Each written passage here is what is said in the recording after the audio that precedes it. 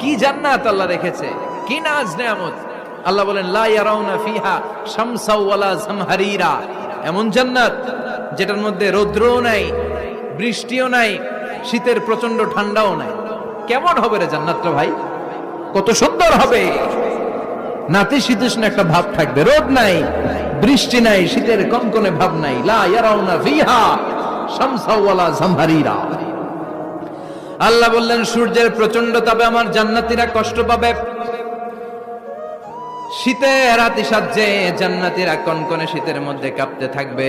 তাই জান্নাতের ভেতরে রৌদ্র নাই, জান্নাতের ভেতরে ঠান্ডা নাই। লা ইয়ারাউনা ফিহা শামসাও ওয়ালা জামহারিরা, গরমও নয় ঠান্ডাও নয়, এরকম নাতিশীতোষ্ণ পরিবেশের মধ্যে জান্নাতীদেরকে রাখবে কে?